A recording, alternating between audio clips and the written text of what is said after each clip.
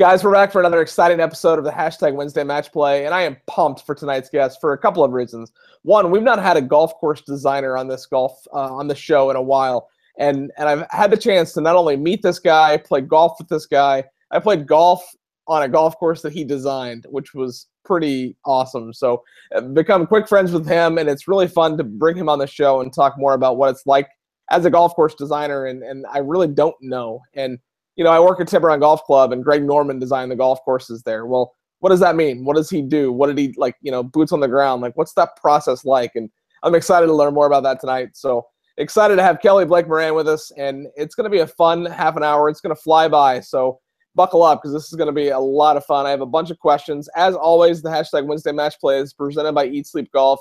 They didn't ask as many questions as they normally do, so if you watch this show, typically it's about 15 questions from them. I've got more questions tonight, so I'm just excited to learn more about you and more about your efforts. So, Kelly, welcome to the Hashtag Wednesday Match Play. Thanks, Ricky. Great to be here. Appreciate the invitation.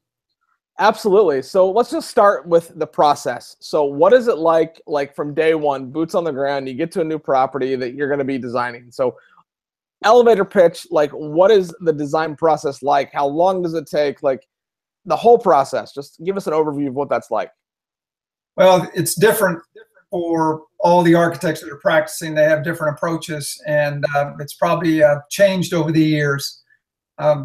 I've seen it. I kind of feel like I've seen it from one end of the spectrum to the other. Early on in my career, I was working for Robert Bonhage, and you know, we were mostly doing plans, making site visits every couple of weeks, and for maybe a day or two, you know, giving some insight to the shaper, to the contractor as we were walking through the golf course, and then you're on the plane headed to the next job. So that's kind of at one end of the spectrum. The other end of the spectrum is actually being on site and kind of being a part of the construction effort and being there with the construction team day in and day out. And that's kind of the other end of the spectrum. And I've seen it on both ends, and definitely that, you know, that latter process, being on site with the contractor and the shaper, is the best way to do it, because you just, you know, when you do see it on both ends of the spectrum, you can see what you miss when you're not there. And there are a lot of little things that just happen when you're not there, whether you know it's happening or whether people tell you that it's going to happen or not happen. Things happen while you're not there. Decisions get made, and so it's just much better that you be there day in and day out. And on the last project, I actually ran equipment. I actually ran a dozer, ran some equipment, helped out, did a little bit of shaping, but mostly just kind of helped move dirt around for the guy that we hired to do the shaping.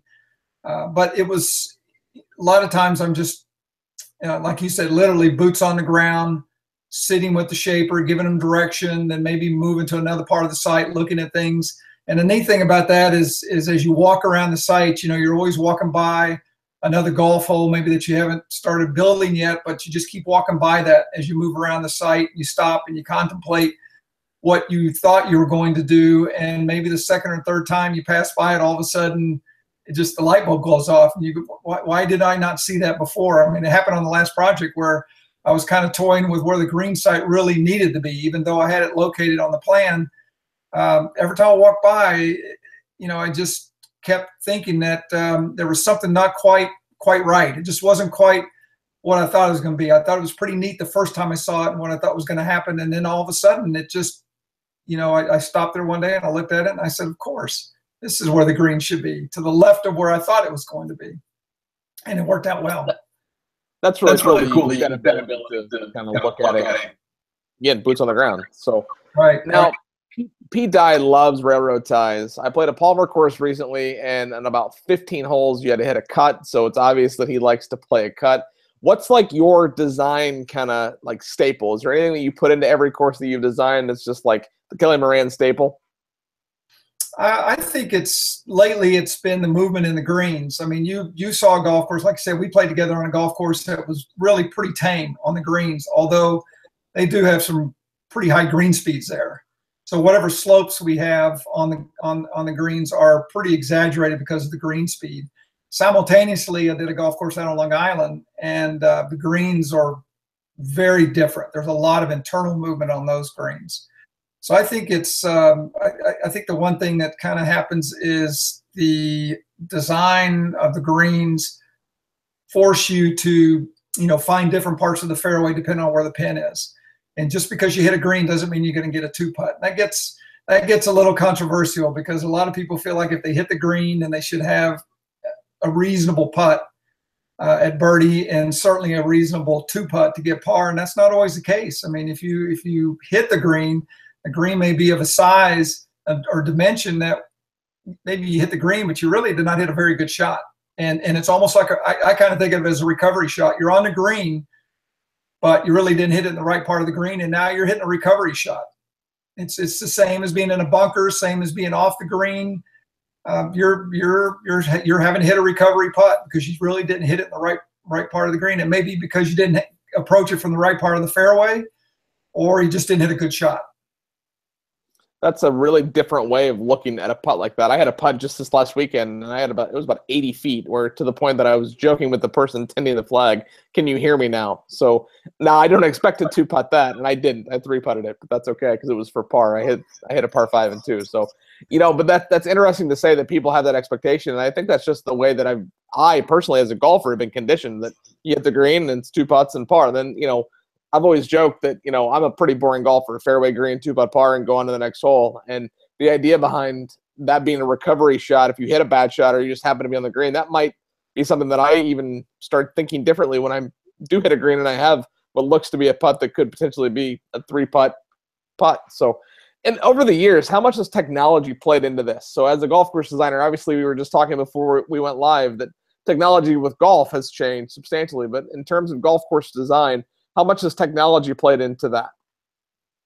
I don't, for the type of work that I do and the people that I design for and people that I play golf with, I don't think technology has changed design a whole lot from my perspective, because I'm not really designing for the low handicap player.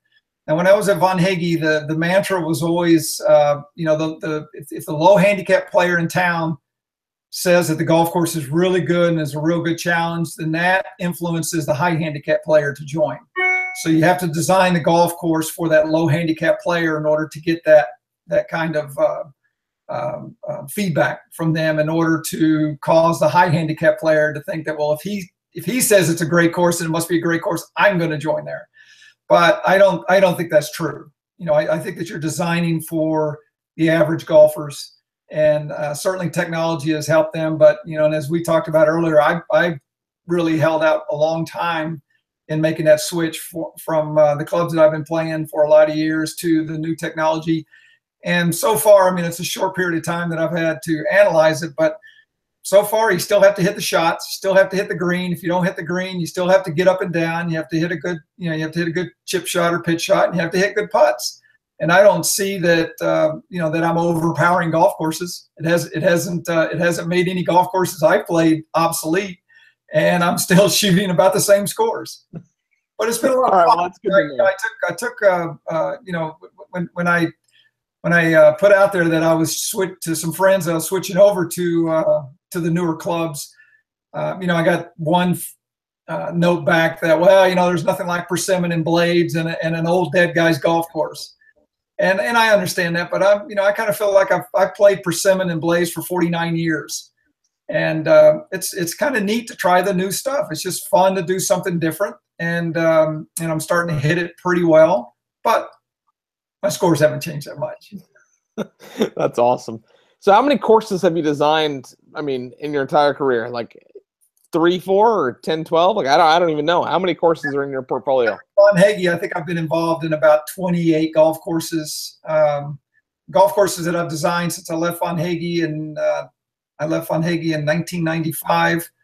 I have one out on Long Island, private course on Long Island. The one hideout down in Naples. The one on Long Island's Laurel Links, and then a private one in Jersey called Hawk Point, and then a couple of public golf courses, Ladder Rock, Morgan Hill. And then did some work down South America as well. So, and then, right now the business has mostly been renovation work. Most of what I've been doing has been renovation of existing golf courses, no restoration. But I did get involved in a restoration of a Charles Banks course in New Jersey at a club called Rock Spring. Very cool. Yes, we got the opportunity to play. The first time I met you was on the practice range at the Hideout, and I still remember that golf course. I played pretty good that day too, so that helps a little bit. But that was an awesome. I think more than just playing the golf course, playing it with the person that designed it. Like, you and I talked the entire day, and we got such a good conversation about just where you hit it off of this tee or that tee, and what club should I hit here, and hearing you explain as we went around the golf course of why you did this or that or the other. And I've never done that before, and that was just a really cool experience to have that, that insider information as you were playing the golf course. And it was, and that's been kind of neat at Hideout because I've seen it obviously from the very beginning. And we did a regrassing last year, but in the process of doing that regrassing, we decided to change a few tee locations and did a lot of clearing out of landscape material that we had planted. That seemed to be in good positions at the time, and certainly was kind of an instant landscaping of the golf course in these waste and sandy waste areas that we had. And they just grew up and became these big monsters that just overtook some of the corners of the holes. And, that's a lot of the work that we do now on existing golf courses, but to see that on your golf course and to begin to peel that away and open up those avenues, those corners, playing to those edges of the fairways as opposed to, as time goes on, having to play toward the middle of the fairways because all the edges have been grown in by the trees. That was a neat thing to do. It was a neat thing to go around and see that and talk about that. I think we talked a lot about that as we went around, how we kind of opened up some of those corners and had, options and avenues to play off the tee that were lost just over a very short period of time, a 17-year period of time. So you have an essay on your website called Bunkered. What is that all about? It's pretty cool, by the way. Bunkered was, I'm trying to think, I've had about, and I have more to put on there. I've done about 27 of them. You'll have to refresh my memory. I'm trying to think what that was about. It's the only one that you have on there. And I have about 27. Yeah, the next 27 get on there. Right. It just talks about, obviously your design and the utilization of bunkers, and that's a big thing at Tiburon too. Is the placement of bunkers, the depth of bunkers. We utilized Durabunker and stacked sod with the remastering of our gold course, and we're not doing that on the remastering of the black course. So, no, I guess maybe that's a good segue. Like, so whenever you're designing a golf course, are you thinking about, tee to green where bunkers are going to cause trouble? There are a couple of places on courses that I've played in the past where it's like that bunker is never going to see a golf ball, and you'd have to hit a terrible second shot to even be close to it. So, kind of, what's your theory on bunkers? Well, I think it fluctuates somewhat. I'm kind of recalling what I was talking about on there because early on in my career, and certainly in Von Hegge, but early on in my solo career, the golf course design, including Hideout, had quite a few bunkers, probably anywhere from 60 to 70 bunkers. And on my last new design, I had 32. And I think some of that came from the desire to, be very judicious in the use of the bunkers, but to concentrate on placing strategic bunkers on the golf course and not so much putting bunkers there to decorate the golf course.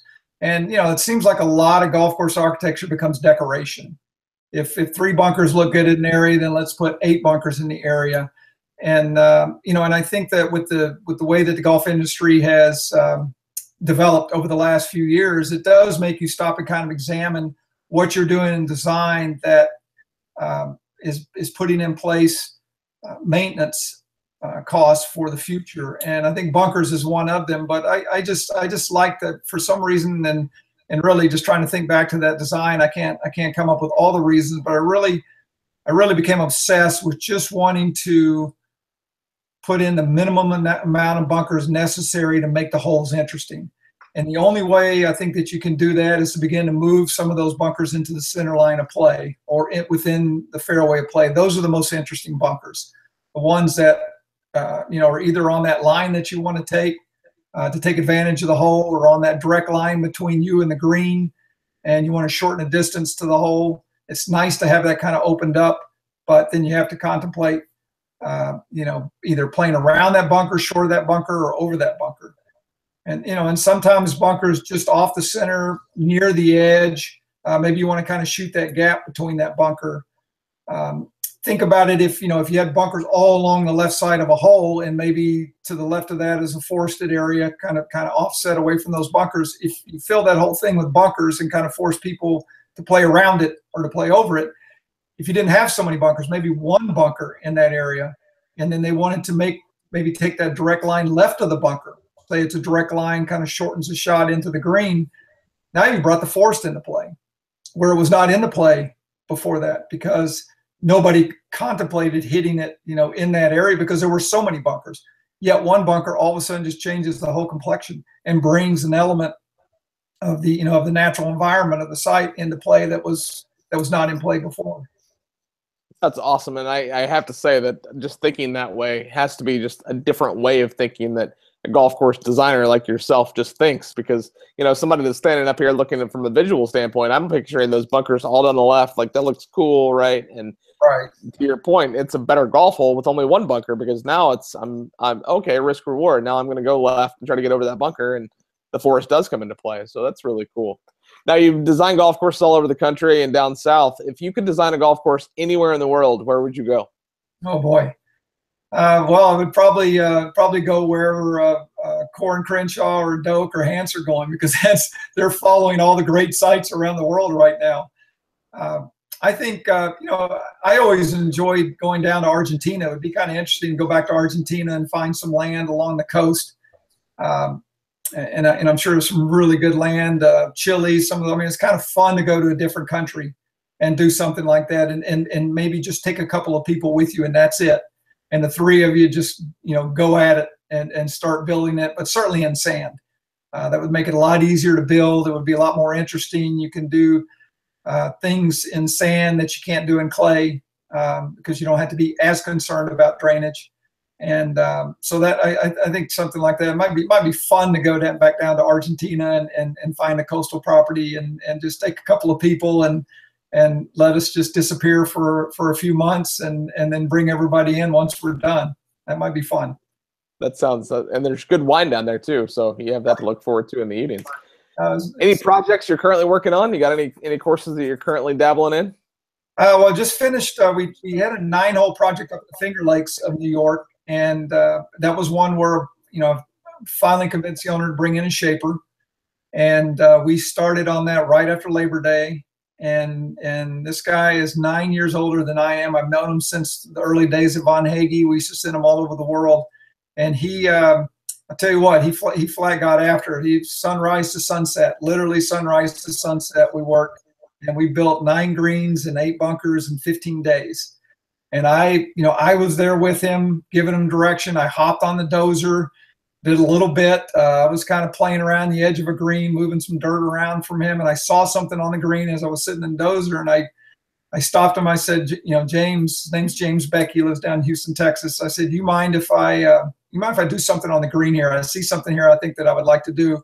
He said, I'm more than happy for you to do that, Kelly. It'd be a lot easier for you to do that rather than explain it to me. You just get on there and do what you want to do, and I'll clean it up.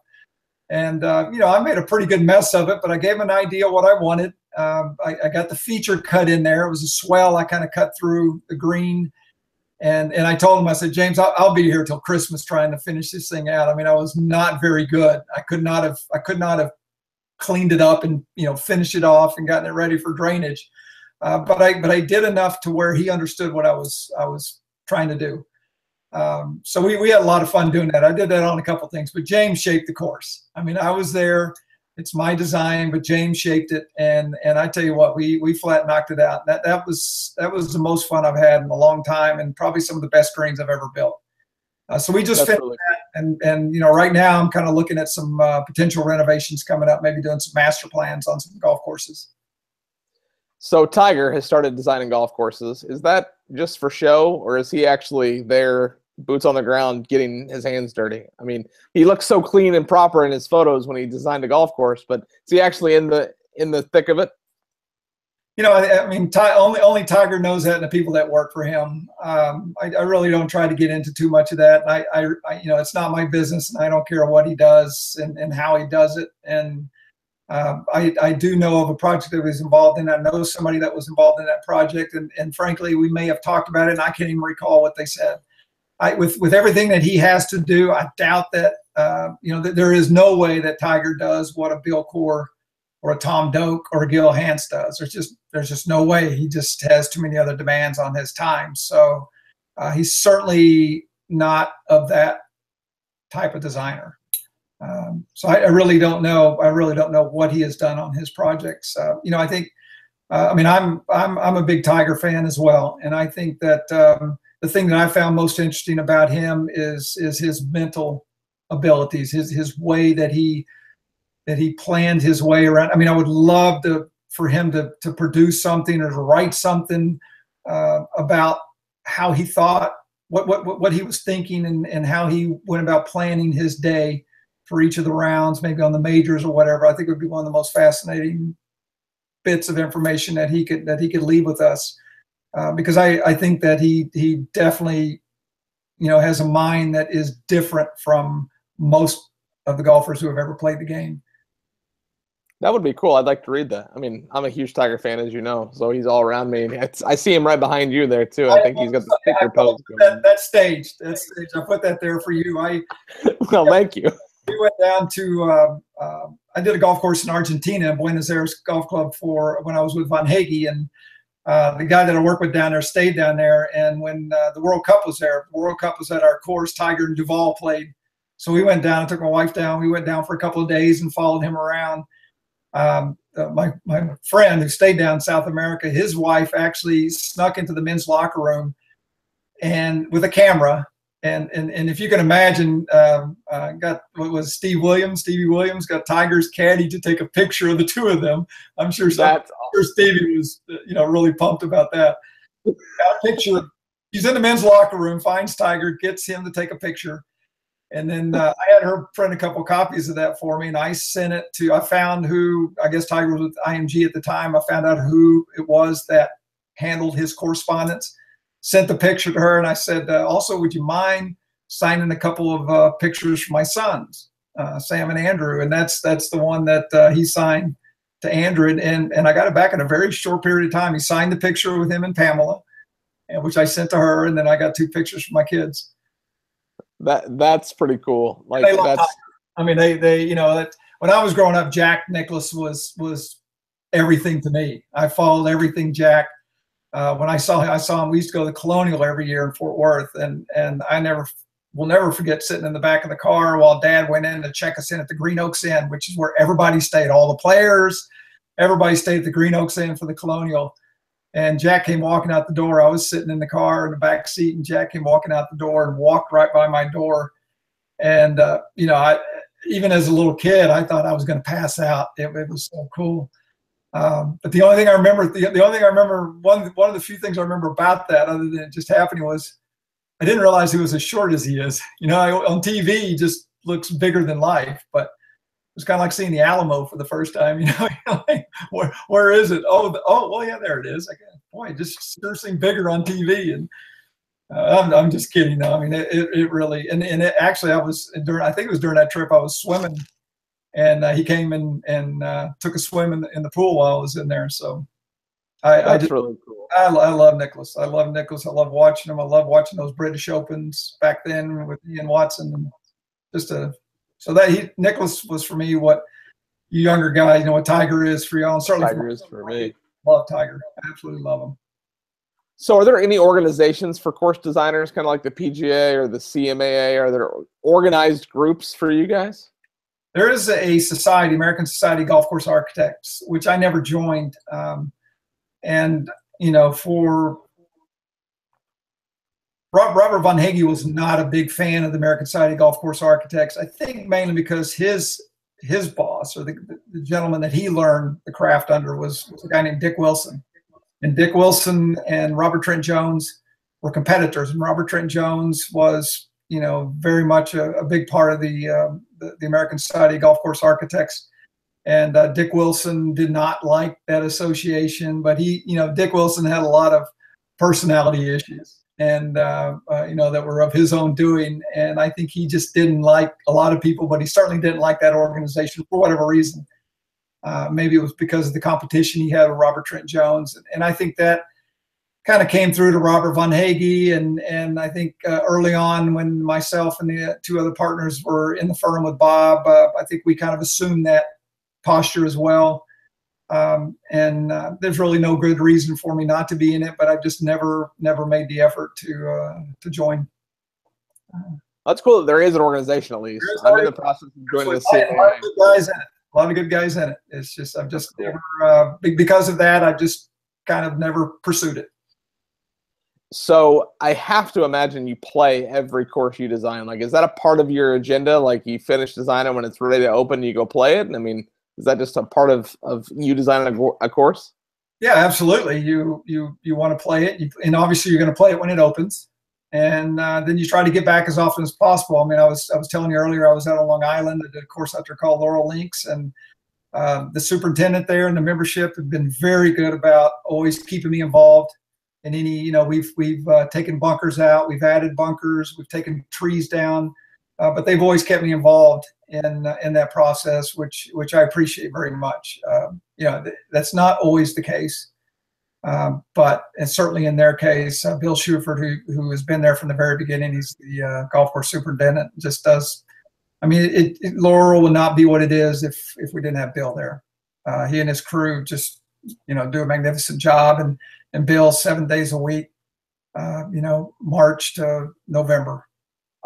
So it's pretty amazing what those guys do in order to create what you see out there over the last 17 years. And so I always try to make a point of getting out there at least 2 or 3 times a year to see them and play the course. That's cool. Yeah. Oh yeah, you got to play the course while you're there. I mean, here. Now, I told you before we went live, this was going to fly by. We only have time for a couple more questions, but I'm curious, what's your favorite way to design a course? You want to do it, ground zero from, start to finish? Do you like doing a redesign? I mean, and you had mentioned a redesign and a renovation are two different, like that's different, right? Like, so kind of what's your favorite to do, and how do they differ once you've designed the course? How does it differ for you as the original course designer? Well, it's the terminology would be, the difference would be like a restoration and a renovation. Restoration would be, restoring the course back to some period of time that the membership would like it to be, whether it's the very beginning of the design or it's some period after that, they would like the course taken back to that period of time. New design to me has always been the most fun. Renovation, creating something new on an existing golf course, has always been the most fun to me, because I think that is the most creative process. It's not that it's any easier than restoration. Certainly that is a very challenging process as well, and there's a lot of great architects that are doing that as well. But just creating something new, contemplating something new. I'm not real big on doing template designs, like doing redans and all that. I really like I said, just kind of circling that property, circling that particular piece of land, and I think in 30-something years, I'm starting to get a little better at it than I did before. But it's just that creative process is a lot of fun. And for me, it's a 1, 2, 3, 4. You can't really just skip steps. The more time you give it, the more you're there, the more you're face to face with it on the land, the better it's going to be. It's hard to sit at a desk like we are now and come up with designs. You can do that, and I guarantee you probably 8 out of 10 times when you go out in the field, you're going to throw it away, and you're going to see something different out there, and you're going to do it. You're going to do something different than what you contemplated on the plan. But I think new design, creating something new is the most fun, certainly. All right. Before we jump into the back nine, one more question. It's a single answer question. You have to pick, out of all of the courses that you have designed, what's your favorite? Oh, that's not very nice. Imagine it. Well, blame Scott, because that's an eat, sleep, golf question. Wow. I mean, can you imagine that all the people involved in the background, and for me to have to say something like that? Oh boy, I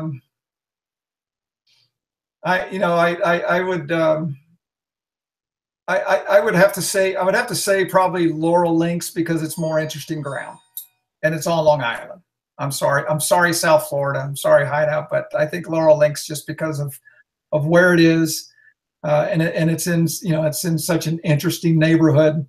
on the North Fork, but still it's within sight of looking across Peconic Bay of National and Shinnecock and Friars Head, which we played Monday, is not that far away. So it's just a neat neighborhood.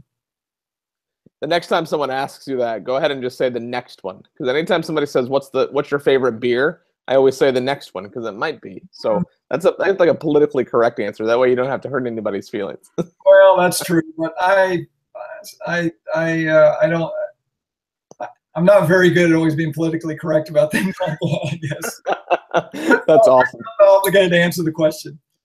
Well, hey, I can't thank you enough for coming on the show. This has been awesome. I mean, you and I had the chance to play 19 holes together, and that was fun. And hopefully we'll be able to do that again soon. So come back to Southwest Florida, and let's make sure that happens. Let's go play my place for a change. And before I let you go, we have to go through the back nine. Just 9 fun questions about golf, not as much about golf course design. You ready? Yes. What golf ball are you currently playing? You got new clubs. Did you switch the golf ball too? No, I have not yet. I still have the Titleist NXT Soft Tour, NXT Tour Soft or something like that, because of the 7 I was playing. So I still have to up the game, up the ball game a little bit. So I saw a new Titleist ball that's out. Some of the pro shops have that new Titleist ball, so that should be interesting as well. It's only in 3 states: Florida, California, and Arizona, and it is awesome. Like, it feels off the tee, it's as good as the Pro V1X, but it spins more around the greens. Like it's like the Pro V1 and the Pro V1X just kind of blended together is how I saw it on Long Island, so I don't know if we should be saying that. If the Titleist No, you shouldn't. Oh, no. What is your favorite golf movie? Favorite golf movie? I don't think there are any, because there are none that are that good, but I think the one that I enjoyed the most was Caddyshack. Okay, that's a good one. I mean, Tin Cup was pretty good, and Happy Gilmore. It was, right. Have you ever had an ace? Yes, I've had one. I don't know if it shows up behind me, but I do have one. It's up on the wall, and it was kind of neat. My older son was in Washington, D.C. for an event, and we were going to pick him up when they were younger. So we stopped at a resort, New Bedford, and we stopped at no, I've got that wrong. Bedford Links, something like that. But we stopped at a resort for a couple of days. My wife and my younger son, I played. And the last day, on the second to last hole, the 17th hole, I hit an 8-iron in the hole with my son. 2 of us were playing, so it was kind of neat. That is really cool. That's a cool story. My wife got a hole-in-one on a putt-putt course right after that, and she actually put the trophy on top of my trophy. So her little trophy for the hole-in-one at the putt-putt place, which she usually wins, is on top of my hole-in-one award. That seems fitting, though. I mean that's pretty accurate. What is your home course? Where do you play more than anywhere else? Mostly at a course near here called Berkeley Golf Club. It was a private course. It's become public, but that's very near to us. There was another little course, nice little 5,000-yard course called Rich Baden, where the boys grew up. I take the boys out there. It's a great course for that, for having the kids out there. It doesn't take a whole lot of time to play, and I think I think that's a good business. Those short little courses are a good business. But cool. It's a fun course place. Got some neat greens on it. Okay, now not a course you have designed. What is your favorite golf course that you have played? The Old Course. It's just where sometimes I just drive myself mad thinking why I was born where I was born, out in West Texas in the middle of nowhere with tumbleweeds blowing around, knowing that somebody was born in St. Andrews who doesn't play golf, and why, I just sit and contemplate that. Why did that happen? Why do things like that happen? I should have been born there. It's just a lot of great things about that place, but that's my favorite course. That's a good answer. I just returned from there. I was there a few months ago, and it was just unbelievable. Like, it's not even, you can't even put it into words. So that's a good answer. I like that. Hyperventilate walking out to the first tee. That happened to me at Shinnecock too. I mean, I was almost hyperventilating when I walked out to the tee. I was so pumped up.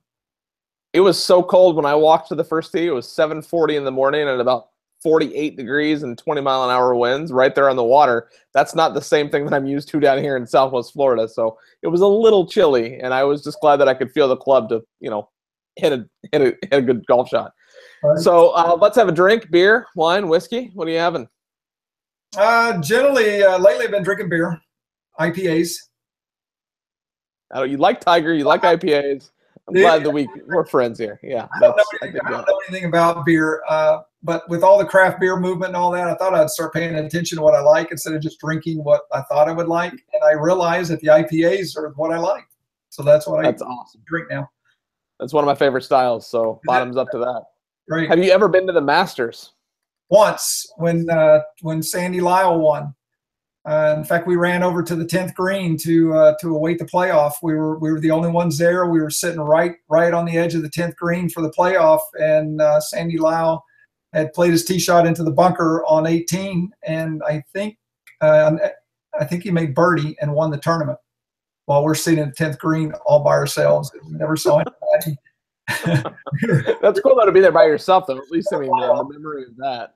Yeah, and Sandy Lyle, I think birdie date. I know he was in the bunker. He hit out of the bunker on the green. I think he made a birdie. We heard this loud roar, and we just looked at each other like, "Boy, this is gonna be a long walk back now." Now Tiger's behind you. He's behind me. This is a very important question here, okay. And I know you're a Tiger fan. So, do you think he breaks Jack's record? Why or why not? No, I don't know that. I really don't know that he's even going to play again, frankly. But I know that's hard for you to hear, but I mean, I'll tell you what, it was the most, however long that period of time was, that was the most incredible period of time, I think, in any sport. And the anticipation of all those majors when he was playing, I think may have exceeded when I was a little kid waiting for Nicklaus, and watching him in the majors. I mean, Tiger was just electric. So I think we just, I don't know, Ricky, maybe you need to see somebody and maybe get some help, because I think you might have to deal with the fact that it may be done, but you got to learn to appreciate what it was. And that I don't know if any generation in the next few years is going to see, or in the next several years is going to see what we saw. Okay, if he comes back healthy and plays for 5 to 7 more years and stays healthy, does that change your mind? No, because I just think there's something mental. Like I said, mentally he all the switches were on, and there was no one like him during that period, and I think that something's happened. I mean that in the nicest way, but I think mentally something has happened, and it's just hard to get back to that. Okay, that's a diplomatic answer. I don't like it. I don't agree with it, but I'm gonna allow it. Really, like I'm like a neurosurgeon or something, that I know nothing about all this, but I don't know. Just how it is when you play. Yes. Not that, but I mean, it's just a whole different level, and I don't know if he can get back to that. All right. Well, hey, this has been awesome. I got one more question for you, but thank you so much for coming on the show. This has been great. It's so fun talking to you, and I'm glad I got to see you a couple of weeks ago when you were here at Tiburon. But in all of the episodes of this show, I have to leave it with this. What's next for Kelly? What are you doing next? What's your next project? You got a new course? Like, gonna go do a redesign? Like, what's next? Well, there's really nothing signed right now, but I am looking at a couple of renovations to do some master plans for a couple of courses, one in South Florida and one in New Jersey. I'm hoping it'll come my way. So that'll be the next thing. Awesome. Absolutely. We'll make sure it's South Florida, because I got a couple of guys down here that wouldn't mind playing some golf with you. So, come down and see it. Spend time down there. I'm really kind of working toward that, trying to get more into that area, and certainly Naples. It's just, it's such a great place to be, and Hideout, I've come to find out over the years has a very good reputation in that area. So, I would like to kind of capitalize on that as well. So I hope to be spending a lot more time down there and see you more and more. Awesome. Well, Kelly, thanks again for coming on the show. This has been fun. This episode will be on YouTube. It'll be on iTunes. It'll be on Google Play. It's going to be on Facebook and Twitter. Anywhere you want to find the hashtag Wednesday Match Play presented by Eat Sleep Golf, you're going to find it. And as always on the hashtag Wednesday Match Play is you have to remember to eat, sleep, golf.